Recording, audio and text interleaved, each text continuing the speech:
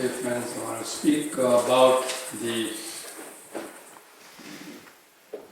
kind of the essence of vipassana. That's the title of this retreat was. And the term vipassana itself, it's made up of kind of two parts to the word. One is the passana, which means to see, but not necessarily with this physical eye, but seeing with the wisdom, or you could say, as they might say in yoga, the third eye, which is the third, which is the eye of wisdom. And vi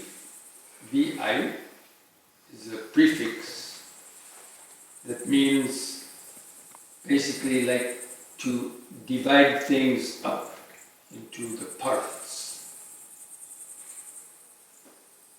So let's say you have a whole pie. You look at the whole pie, you think it's a whole pie. Instead, when you cut the pie into parts, you see only parts of the pie. So in the same way, in our normal consciousness, which is our conditioned consciousness, we tend to see the world as just a flowing kind of phenomenon. And everything appears to be real and stand out, and the sense of ourself. And when we look around, we see a smooth, continuous sort of panorama. And the sense of ourself that is seeing that panorama, or the sense of ourself that's doing everything that we do, just deciding, thinking, planning, all that. So,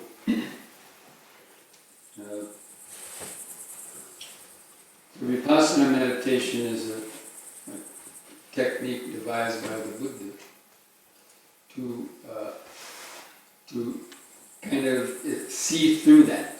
See through the illusion that the conditioned mind has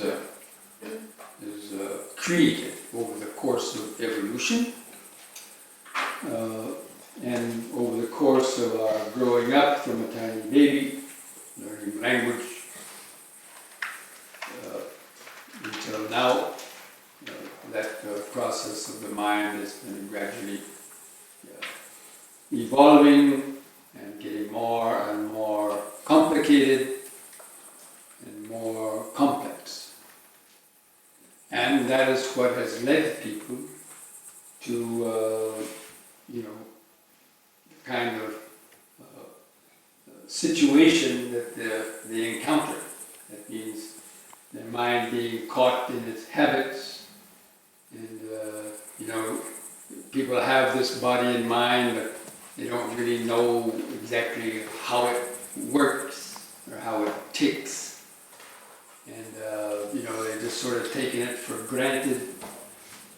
And basically they've just copied seeing everybody else. As a baby, you copied what you saw your brothers and sisters doing, or they're grabbing things, shouting, crying, or your parents are arguing over stuff, watching television, and seeing all the stuff that goes on in television, and hearing bad language, and the way people talk and do things. And we've just basically accepted and picked up those habits without ever questioning them.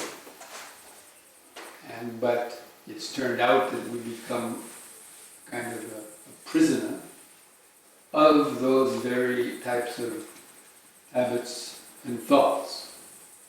Your parents or others say, "Oh, don't trust those kind of people. Those kind of people are this or this or that." Or, that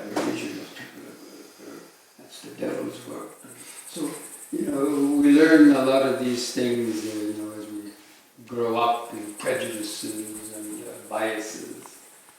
And of course, attachment to our own ways of believing that that's the truth, our religion or way is best, or our various viewpoints.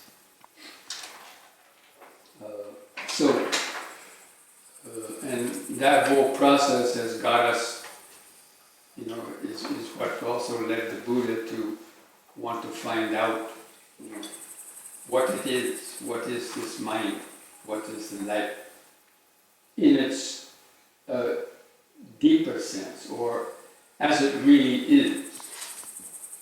What is the mind, the way it truly is in the,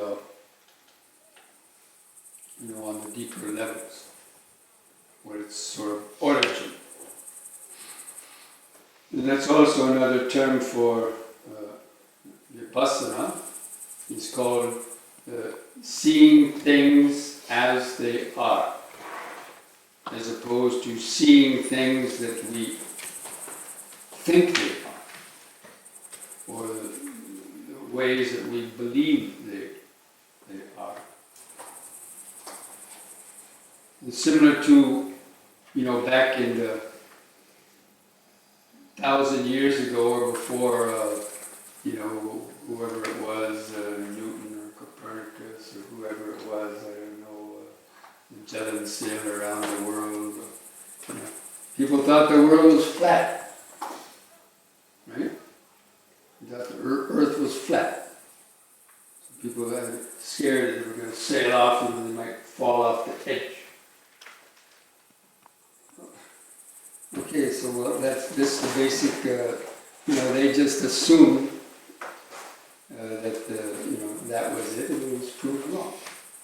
In the same way with so many other things before the advent of technology, microscopes, all these gadgets, so many truths have changed over the years, from the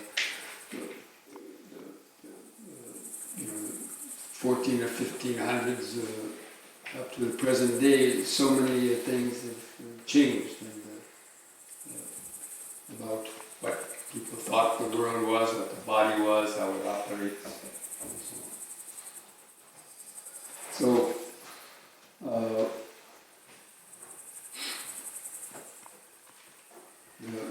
Vipassana meditation, actually the word vipassana, even though that's a very common word, vipassana meditation, there's no meditation specifically called vipassana at the time of the Buddha. These are terms that have been coined fairly recently, vipassana meditation. But what the Buddha taught was the foundations of mindfulness.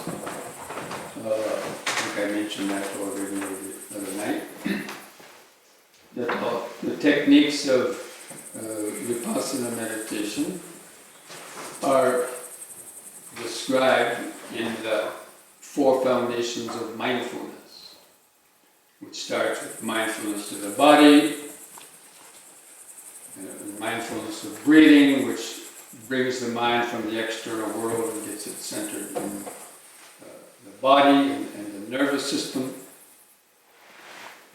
And then once the mind is centered in the nervous system, you start being aware of the sensations and feelings that are arising moment to moment within the body and mind, like painful feelings and itches and other things, and hearing sounds and other, producing various feelings of like and dislike, and pleasurable feeling and painful feeling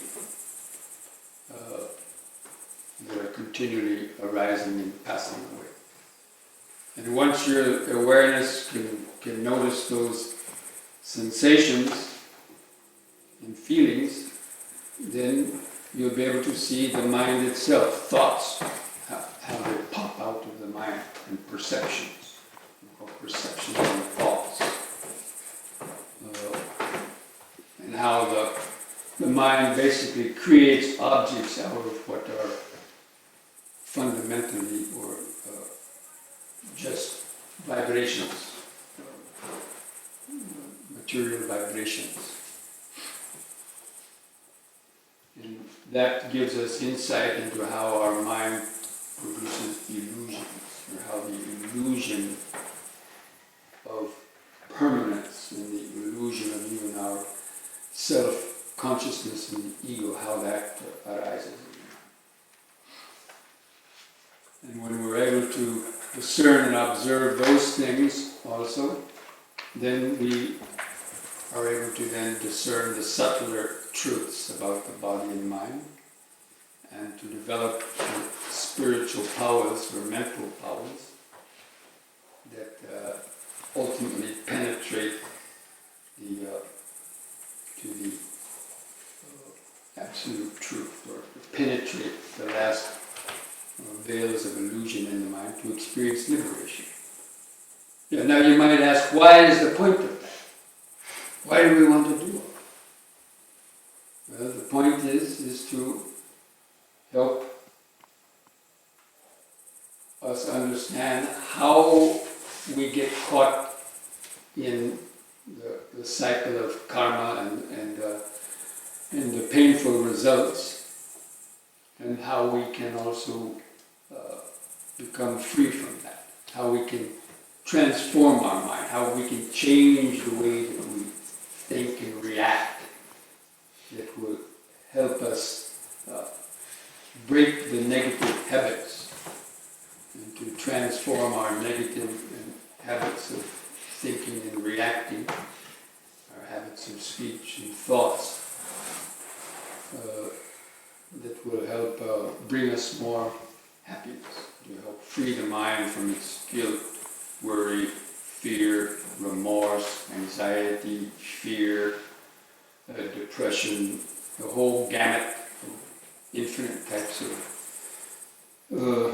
mental states that people have become basically kind of, imprisoned. Maybe not you, but I'm sure you know so many people in the world. They suffer terribly from their own mind, mental sicknesses, so many varieties, as well as or just basic dissatisfaction, not being content, dissatisfied, and seeing the world as a horrible place or something like that. Anyway, all these various things, this is what led the Buddha to try to understand what's at the root of it, what is driving the cycle of what he called dukkha, basically. The Buddha lumped it into a term in Pali called dukkha. And basically it refers to that. Dukkha means things that are hard to bear, things that are oppressive, things that bring us a lot of disturbance and suffering. And one of those is this very physical body, that brings us lots of problems. And then the other is our mind. And there's another one even called the spiritual dissatisfaction. So anyway, the Buddha's teachings, the Buddha taught the Dhamma in what are called the Four Noble Truths. Because the Buddha had an experience. Actually, basically, he was like a scientist. I don't know if you know, how many people know the life of the Buddha? Just a little bit about the life of the Buddha. Okay, so he grew up as a prince, in a royal family, and he had everything, all the luxuries he could possibly imagine. And then, got married to a beautiful, princess, and then he had a son, but then something drove him to question that artificiality of all those, the palace life and so on. And so he went out to, search for truth. And he went to other meditation masters, listening to their version of truth, and practicing their version of meditation. And he mastered those states. He went to one guy, and, he taught the Buddha how to get his mind into a state of infinite light and nothingness, where everything kind of disappeared. He said, wow, fantastic, great. Then he came out of that and he said, then, so what? He realized he hadn't changed at all. It was great being, in this state of expanded awareness for many hours, or even a day and night. You could stay in that state. Completely oblivious of the body and everything else. Deep bliss.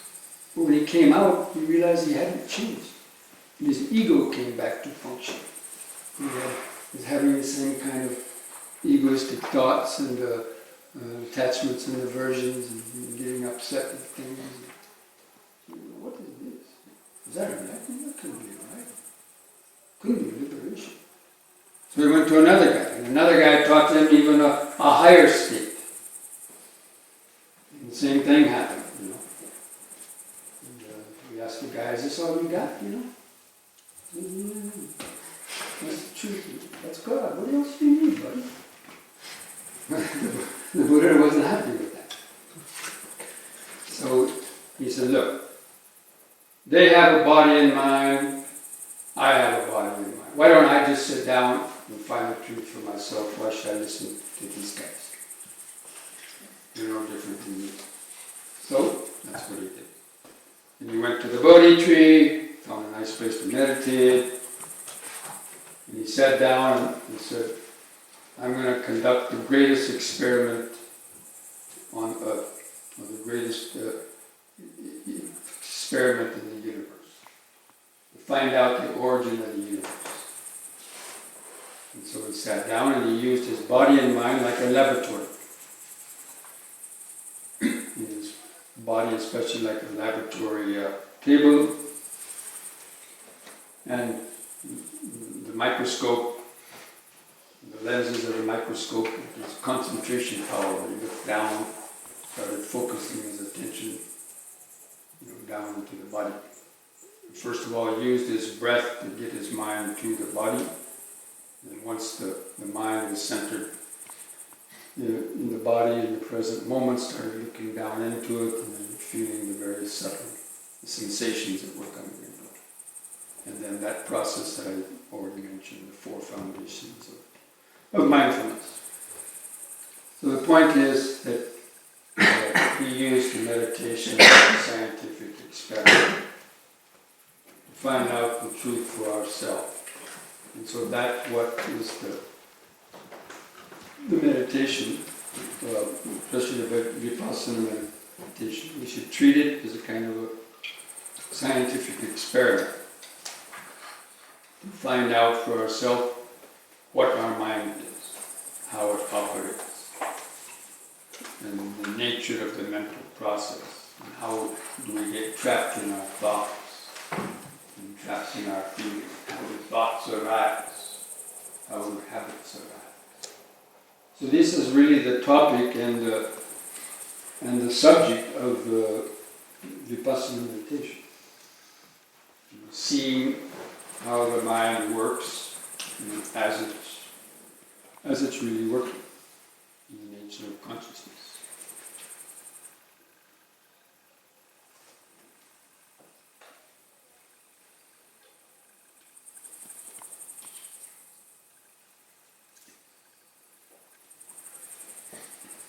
And having done that, the Buddha attained what he called enlightenment. It was difficult to really explain what that is. And instead of trying to explain what enlightenment is, he explained what suffering is. A lot of people, they want to know about ultimate truth. They want to know about, I want to hear about joy and bliss and love. All these very altruistic things, all these expansive states of consciousness. As though they just want to jump their mind into those states as if it was possible. But instead the Buddha took a different approach. Some religions say, just to believe in this Savior and you'll be saved and you'll be taken to paradise after death. Oh yeah.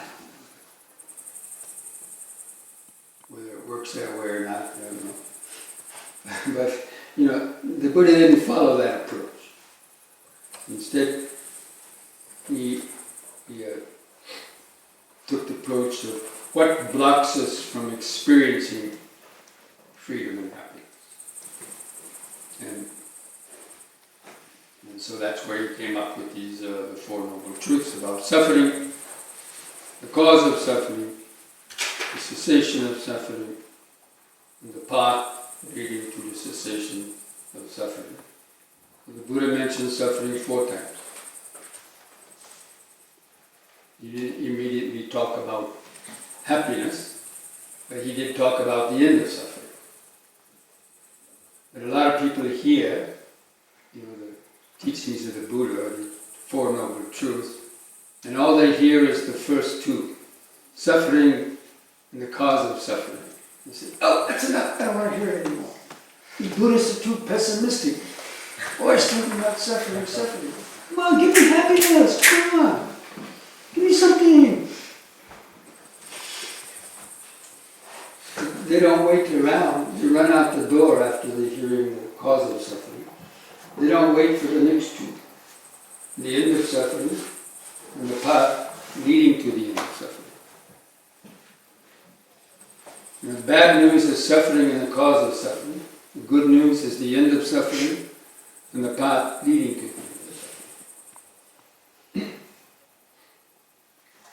But first one has to understand what suffering is. So in the Buddha's experience of enlightenment, when he experienced liberation, he understood that within this mind are all the dimensions of joy and bliss and freedom that one could ever want. And the deep underlying essence of our consciousness is one of a liberated state that's free from any thoughts of I, me, or mine, and any types of attachment or aversion to any type of stimulus. And that's the natural and intrinsic pure nature of consciousness has that. And so you saw that that state is always there inside, and you don't have to create it, or you can't create it. But what we need to do is to know what blocks that natural experience, and to remove the blockage from the mind, and therefore you automatically will reconnect to the natural lightness and happiness, bliss, the free or liberated state of awareness, pure awareness. You can't create that state because it's already there. But we have to know what blocks it. And then you remove the blocks. So that's why the Buddha, he kept on emphasizing understanding the nature of the mind and suffering and how the mind creates its limitations and conditioned state. And then give us the tools how to decondition that.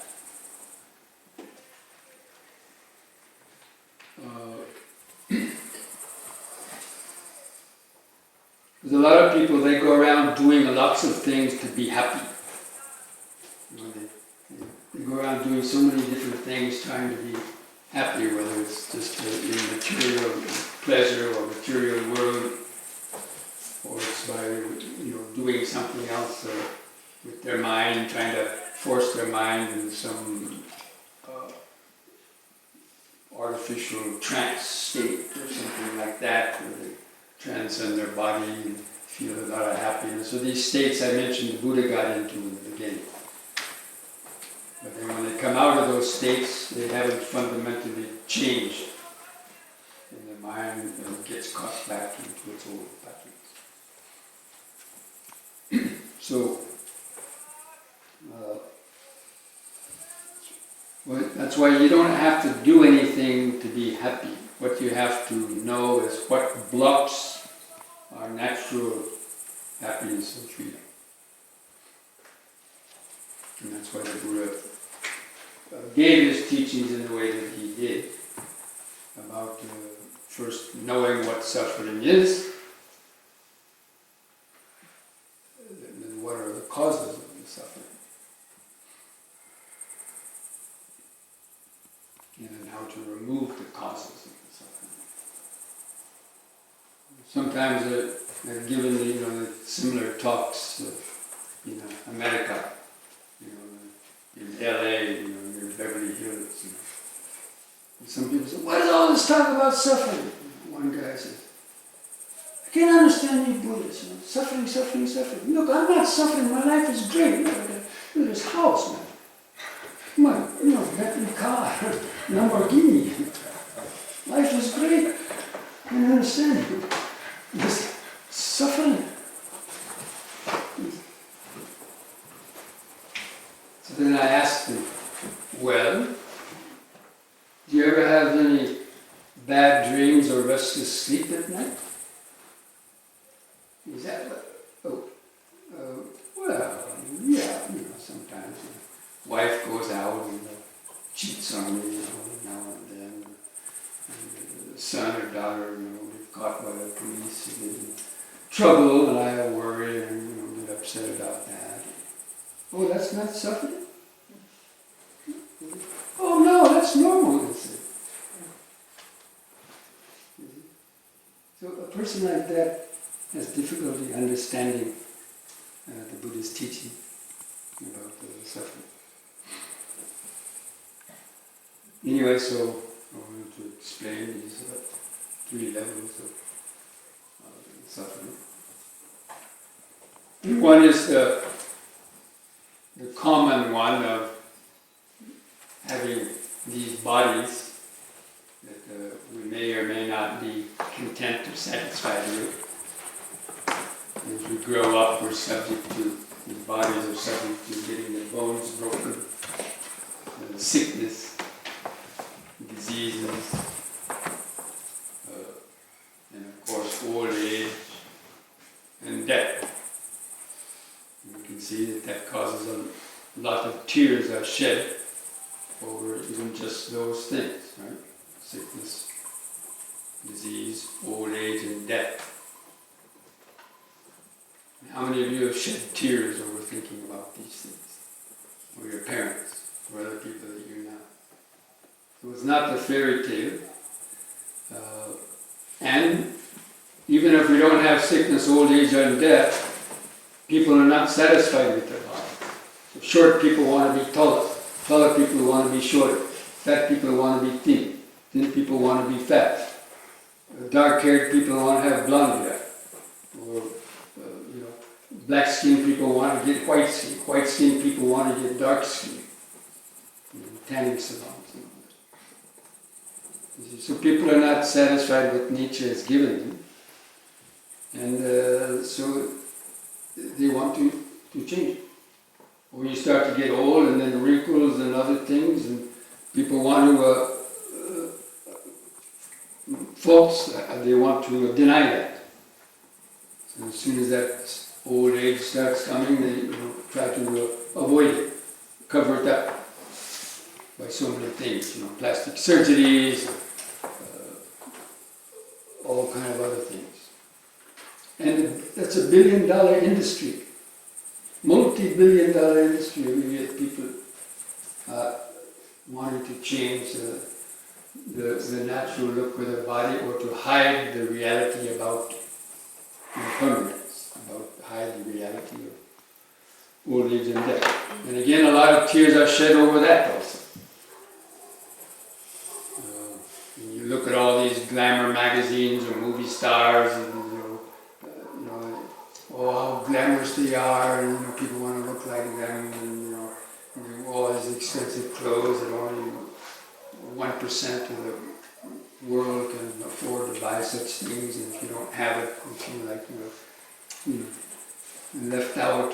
It causes so much mental problems for the people that have it and the people that don't also.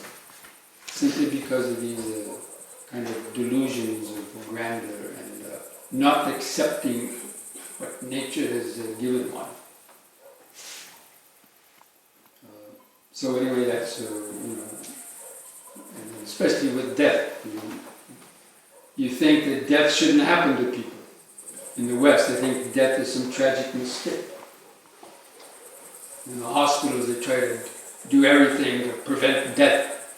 Somebody comes in, and they're riddled with 30 bullet holes, and, crushed bones, or they're burnt, and, the doctors are trying to save them, trying to save them, and if they fail, if the doctor can't save them, they think they're a failure. Or their relatives want to sue the doctors for not doing enough. You see? There's a lost cause. The person is dead.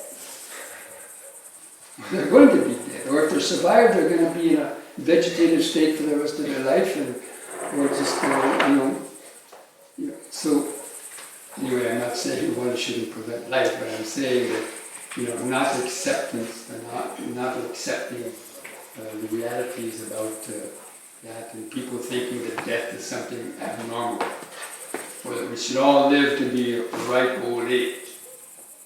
The fact is that people die, babies die in the womb before they come out.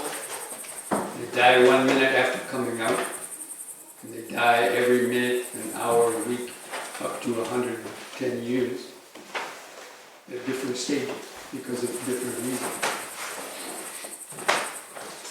And this is the natural process.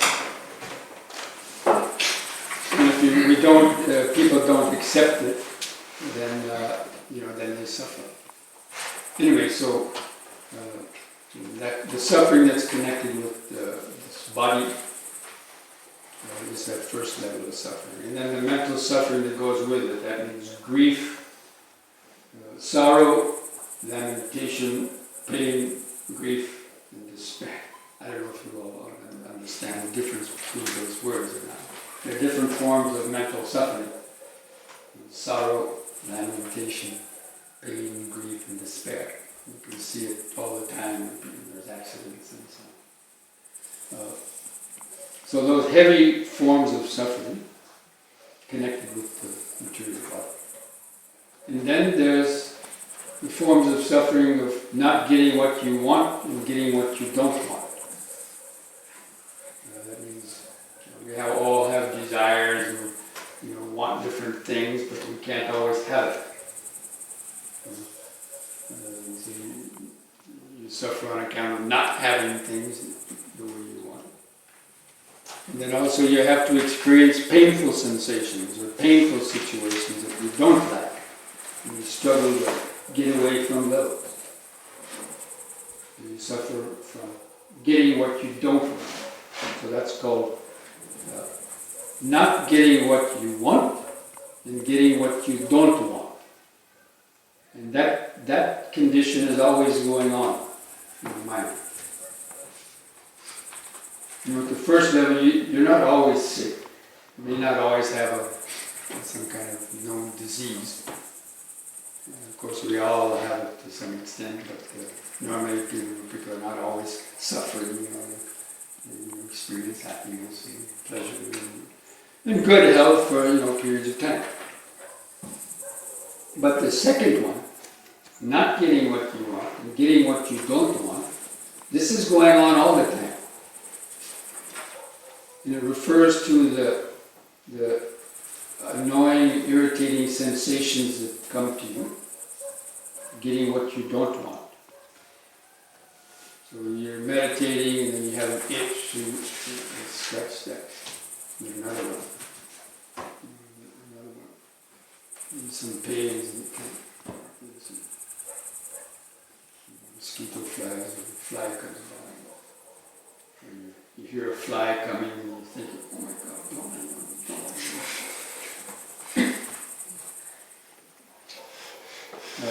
or you're hoping to have mental peace in meditation. You're hoping to have good concentration in meditation, but you're all full of distractions and sleepiness. So you get upset, not getting what you want. You're hoping for the future, but then it doesn't come. So if you could actually keep a track of how many times that occurred in your mind, in one day only, or even in 1 hour, let's say in one day from the moment you got up in the morning to the moment you went to sleep at night, if you could actually mark and keep track of that, which you won't be able to, it would, for most people, it would be over 1,000. Because much of it goes on beyond our attention. Even just the subtle little itches and the subtle little sensations in the body that you initially kind of just go like this, but then they vanish. Or the blinking. Every time you blink, you're blinking because there's an uncomfortable feeling in your eye. And so you're blinking, hoping it will go away. Just try to observe that the next time. And ask yourself, what did I just do? And see whether there was an uncomfortable feeling in your eyelid or somewhere. We never count that as suffering. But that's not getting what you want, and that's causing stress in the nervous system to some small degree. Or even, just like what I just did. There's an uncomfortable feeling in your throat, so you're trying to get rid of it by clearing your throat. Now, of course, these are natural things and there's no real harm in that, but I'm just trying to explain or illustrate this phenomenon of this desire for pleasurable feeling and the struggle against the painful feeling. It's occurring all the time. And it adds up to the overall sum total of our nervous system, the condition of our nervous system. And also the fear. When you sit down, you have the fear of, I don't get sleepy this time. I hope I don't have these thoughts this time. I hope pain doesn't come to me this time. We're trying to have the perfect cushions, putting all this stuff up and, hoping that pain's not going to come to us. You may delay the pain for a while, but it's going to come anyway. No matter how much cushions or how many other things that you have, it's going to come anyway. So anyway, observing that, that is the subtler form of mental suffering.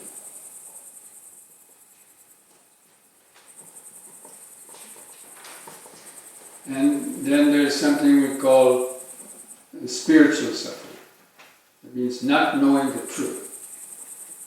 A person's life might be quite okay, they might not be having any real serious problems, the mind is well balanced and things like that, but still, inside there's some, unfulfilled longing for something deeper, some truth. In the Western world, they surround themselves with all the sensual pleasures in order to hide the reality that's going to come later. So they try to enjoy as much as they can before they're getting old. But then when that happens, then they suffer even more.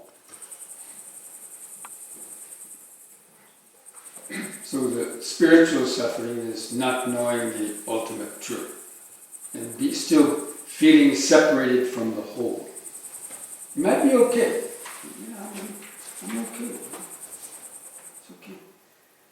But still, there's a sense of being separate from the whole.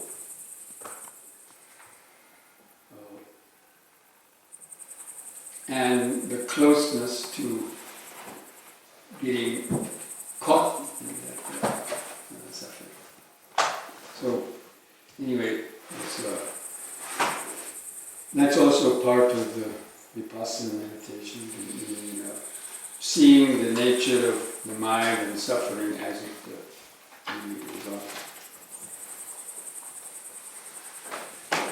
And then the Buddha, having seen all this, he asked him by, again, this scientific experiment, he kept on going down to the body, the feelings, perceptions, the thoughts. He was examining each of those, and seeing how they were impermanent, and how ultimately they cannot even be controlled, and even the consciousness. Even the thought that I was an illusion. It's the I that is creating and getting attached to things. So he saw how that was the ultimate type of illusion in the mind.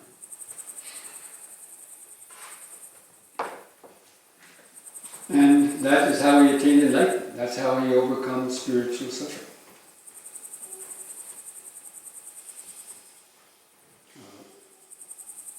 And he established his mind in the state of permanent liberation.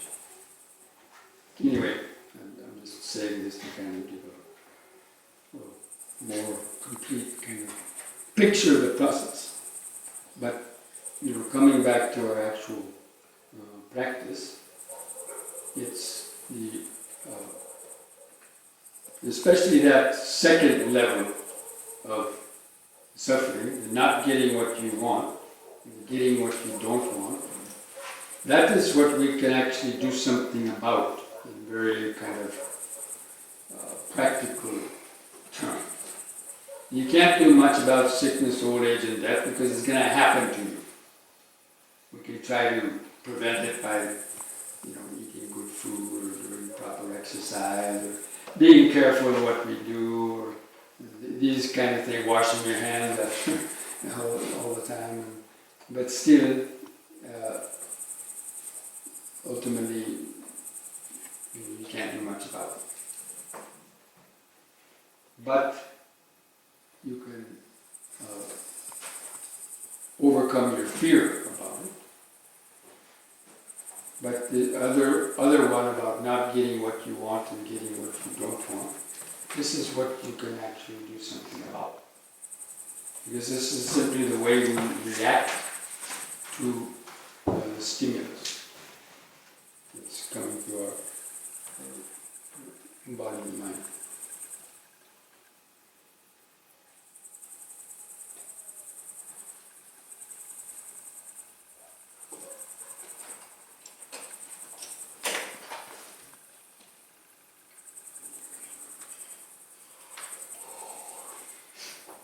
Just drink that water to hopefully remove a painful feeling in the throat.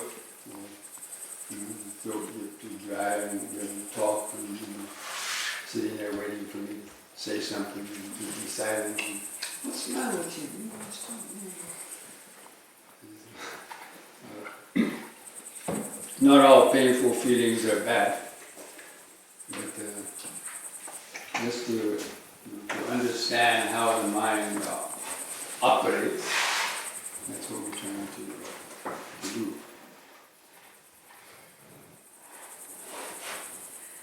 So, especially in the meditation, meditation is a training. And the first type of training is the training to observe, especially these the hindrances that arise, that are blocking our ability to develop concentration. And what are those hindrances? What's blocking your concentration?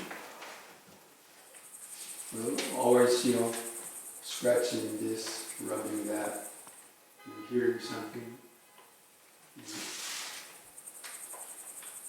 All these sort of nervous system, neurotic little reactions to things. thoughts that accompany that. So this is why I said that meditation is also a training in the body to try to keep the body still. Because it forces up these unpleasant sensations. And it forces you to look at them directly. Because then when an itch arises, you can see that urge, the itch, and you say, well, the teacher said I shouldn't itch. So you want to itch, then you just watch the itch for a few moments, and you see how the itch changes and disappears. Or even the thoughts in your mind. You're just watching a certain thought in your mind without feeding it. And you see how the thought changes and disappears. Or some distracting sound. Maybe you're getting disturbed because somebody's constantly coughing. You can notice yourself getting upset and disturbed. You're starting to think about it. I should take some cough drops. You should go outside. Mind creates all these scenarios. But instead, it's training yourself to just be aware of hearing. And without generating further thoughts, it will stop by itself. Then the room will be in deep silence. And you realize how the mind just created lots of unnecessary thoughts for nothing. Or how you itch this or rub that for nothing, because if you have patience and watch it, it will disappear within 5 seconds, 10 seconds, 1 minute, 3 hours. But things will change. So developing this patience to simply observe helps you also to see impermanence. That everything will change, and we don't have to waste our time and energy to give things away, because if you give it a few moments, seconds of patience, they're going to change in you. At least 90%. Now the strong chronic pains that you might have in your knees or back from long sitting, those are not that easy to deal with, but they can be also dealt with to build up a tolerance. Because until you can overcome that tendency to want to always move and think about things, that's what's blocking your deeper concentration, actually.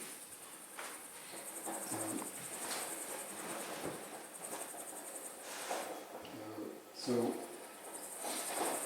that's what we're trying to cultivate in this practice of the meditation. It isn't just about concentrating and quieting the mind and experiencing happiness. Now that may happen, but that shouldn't be your goal. Because when it doesn't happen, you get frustrated. The goal is to try to develop this ability to observe things and also to develop concentration, such as on your breathing. But at the same time, you have to have the mindfulness working, because if you're not mindful of these distractions, you won't be able to stay with your breath and develop the concentration. That's why again, mindfulness and concentration have to be equally developed and balanced. And actually, concentration and mindfulness are not different things. Concentration is simply focused mindfulness. It's mindfulness that you're practicing. It's just you're limiting it to a certain object, such as your breath. But it's still mindfulness. And so part of that mindfulness is focused on the breathing in order to gain some kind of stability. But at the same time, as I mentioned, the other half of your attention is alert for distractions. Like when you're starting to get sleepy, the watchdog from the mind. It alerts you when you're starting to get sleepy, when you're starting to get lost in thought, when you're starting to get harassed by pain, so that you can let go of the object and develop the patience to observe it. When it finishes, and you come back and stay connected with the breathing.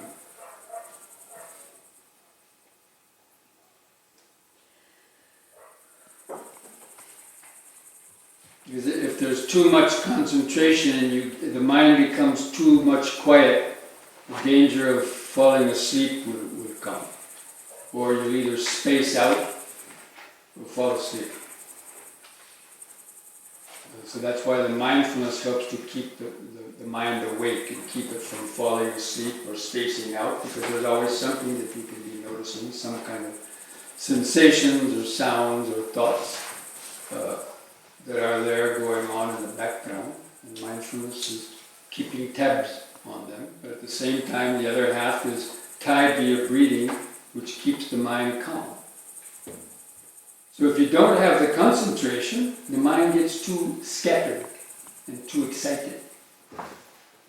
So if you just try to be mindful of everything and watch everything without the concentration, the mind will become overwhelmed and become kind of like a tidal wave.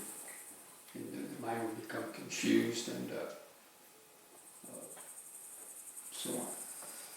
So, the half of the mind developing the concentration keeps that stability, and the other half is noticing things coming and going. And so it doesn't get distracted by them, because the concentration holds it down like the anchor of a ship, right? That image of an anchor of a ship down in the bottom of the ocean.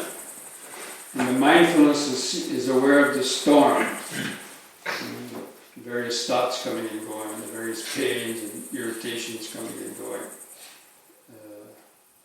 that you can't avoid anyway. But the anchor keeps the mind from, crashing, or turning upside down, or getting carried out to sea. That means getting lost in your thoughts. So in meditation language, when you say that the mind gets carried out to sea, it's like a ship without any rudder or anchor, and the storm comes, big wind, and the wind just carries it out to sea, and they can't steer it, and they can't, stop it, because it has no anchor. So that's what happens to our mind without the anchor. So I'm just saying these things because it's these two things, both the concentration and the mindfulness that we're trying to cultivate, especially when you're practicing vipassana meditation. And also, thoughts are not our enemy. How many of you have been to Zen temples or practiced Zen meditation? But usually in Zen they say thoughts are the enemy, kill your thoughts, kill your thoughts. And so the idea is you focus your attention on the breathing, and you kind of force all the thoughts out of your mind. I mean, that's just one kind of understanding, maybe it's not a perfect understanding, but thoughts are not the enemy. It's ignorant thoughts are the enemy. But right thought is actually the second step of the Noble Eightfold Path. Cultivating right thoughts is actually, within the Theravada tradition, a very powerful part of training. We substitute right thoughts for our wrong thoughts. And later we can give up even the right thoughts. So thinking about the Dhamma while you're meditating even, or creating these little notes like in sitting, hearing, thinking. These are types of thoughts, but they're thoughts about what's occurring in the present moment, and they can help the mind stay focused. Or thoughts about impermanence.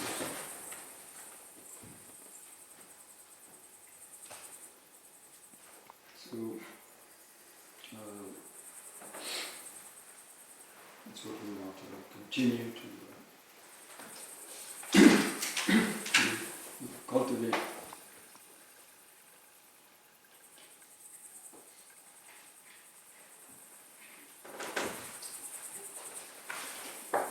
And this is 3 days. It actually is a very short retreat in order to make progress in doing that.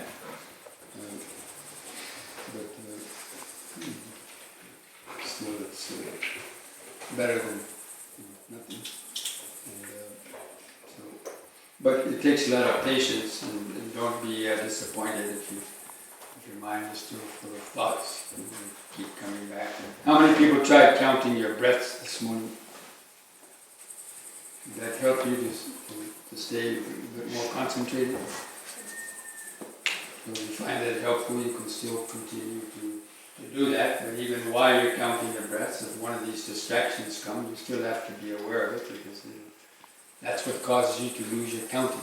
You get temporarily distracted by a pain or a thought. And, so it's that ability to notice and let go of the distractions and be able to keep the mind, be able to follow its counting. And then the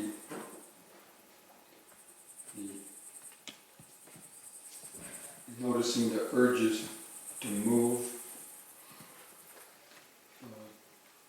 You notice with the painful feeling comes first, and then there's an urge to move or stretch.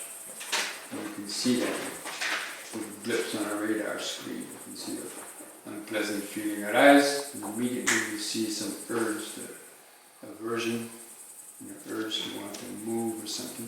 You watch that. You relax around it, and they usually just vanish. And you keep coming back and regrounding, reconnecting to the present moment. There's a little phrase I like, it's very descriptive, to stay plugged into the present moment. It's like, you plug in a lamp, right? So it's in contact with the electricity, it's flowing. If you disconnect it, the light goes out. So the same way, staying plugged into the body is like plugging in a lamp, because the body is where the electrical currents are coming from. It's where the nervous system is operating. It's where consciousness is arising. So by plugging into the body, just by remembering sitting, breathing, it has that feeling of being plugged into the current. So it's a wonderful phrase to keep in mind. And the best way to do it is by keeping the posture straight. It's impossible to go to sleep if you're sitting perfectly straight. The moment the head starts going down, that means already the mind is losing its connection to the present moment. It's starting to dim, like the light is getting dimmer, like a dimmer switch. And so, keep straight, coming back to straighten up the body, especially lifting the head up, the spine up, so the spinal vertebrae are not pressing down on each other. They have a kind of an upward lift to the spinal column, so that the life force and blood can circulate through all the spinal discs and spinal vertebrae to keep the nervous system lubricated, lubricated with oxygenated blood, so it stays in an optimum state of alertness. The cells of the body and nervous system, get fed by this oxygen and blood. If you block that flow by sitting like this, or even sometimes different ways, it impedes that flow. And I notice that some of you, when you meditate, I had this problem when I was first meditating, or even sometimes it still may happen, that your head might get turned like this. But you won't even know it. You think you're sitting straight, but the head might be like that. So once in a while, if you open the eyes, if you think that might be true, if you gently open the eyes, you can see that your attention is going to one side or the other. So you can mindfully kind of just bring the head back. And so that if you open the eyes, the gaze would fall between the two knees on the ground about 2 meters in front. So that's a way you can self-correct yourself. If you think the head is down too far, if you open the eyes and your gaze is falling right down there, that means your head is down too far. Chin is down. And you lift it back up. If the chin is parallel to the ground, if you open the eyes, you probably see the back of the head of the person in front of you, or the middle of your shoulders or something. But if the gaze is down too far, that means then you can lift the chin back up. And you can see how it makes a difference, actually. Even just raising the chin up slightly can make a big difference in that flow of conscious current and alertness. So again, these are things that you can experiment with yourself also in your practice to see the truth of these things and if they work or not in terms of sitting straight and